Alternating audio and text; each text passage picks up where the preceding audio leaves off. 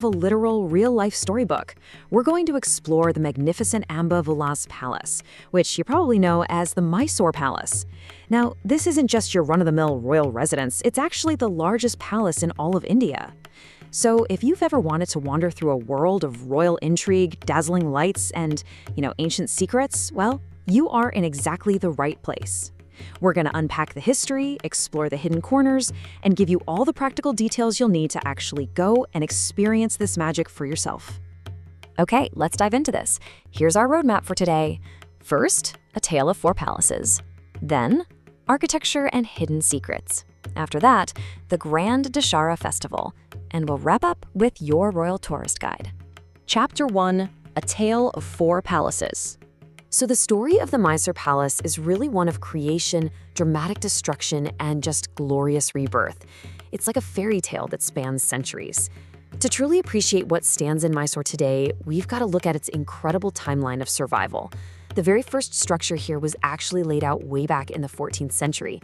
And get this, it was made entirely of wood. But then, in 1638, the palace was struck by a massive bolt of lightning. It was rebuilt, of course, only to face another tragedy a couple of centuries later. In 1897, during what was supposed to be this completely joyous occasion, the royal wedding of Chamaraja Wodeyar's eldest daughter, the palace caught fire and burned completely to the ground, literally ashes. But out of those ashes, Queen Regent Kempananjamani Vani Vilasa Sanadana stepped up and commissioned British architect Henry Irwin to restart the whole thing.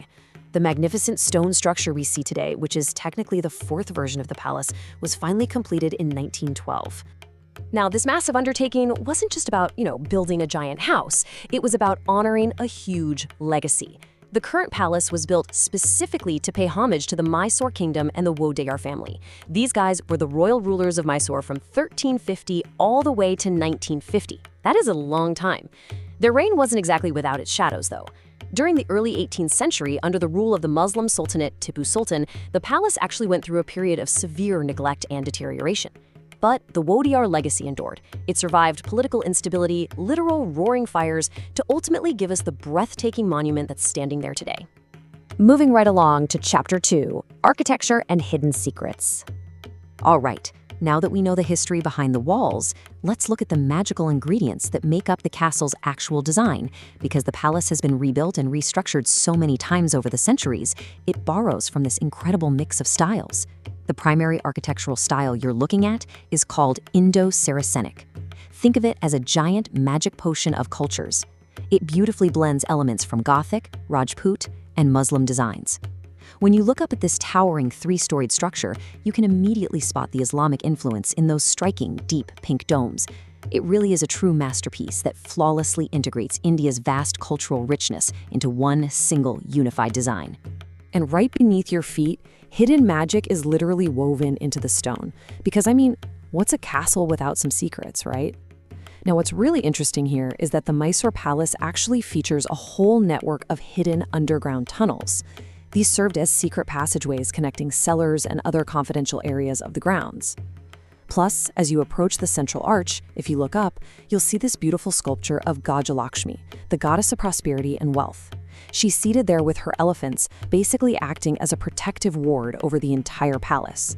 Oh, and furthermore, the whole structure was purposefully built facing the Chamundi Hills. This wasn't an accident, it was a deliberate architectural choice by the kings of Mysore to show their deep, enduring devotion to goddess Chamundi. That brings us to Chapter 3, the Grand Dashara Festival. If the palace is the stage, well, this festival is absolutely its greatest performance. Consider this your formal invitation to the kingdom's ultimate royal ball. 97,000. Just take a second to really imagine that number.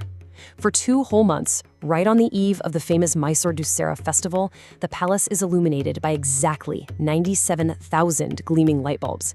It is this massive, completely awe-inspiring display of power and elegance. I promise you, seeing it will keep you totally enamored for a lifetime. And this brilliantly illustrates the sheer dual personality of the Mysore Palace.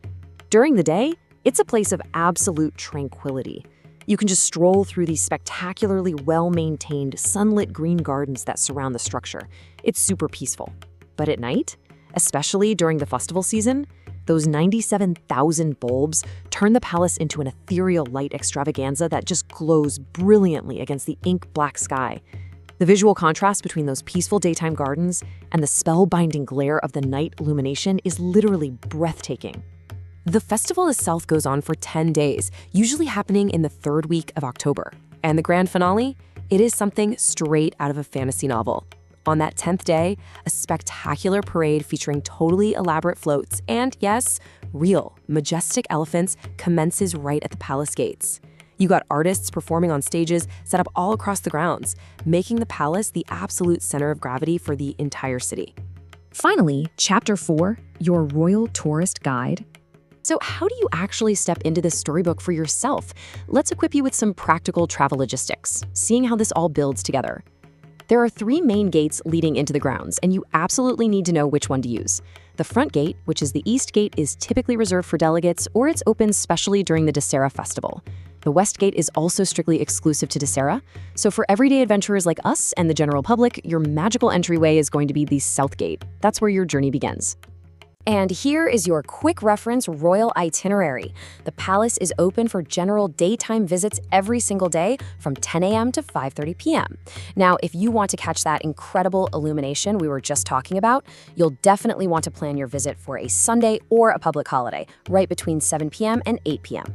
But hey, if you're visiting on a regular weekday evening, don't sweat it. There is a phenomenal 45-minute sound and light show that takes place from 7 p.m. to 8 p.m. on all days except Sundays and government holidays.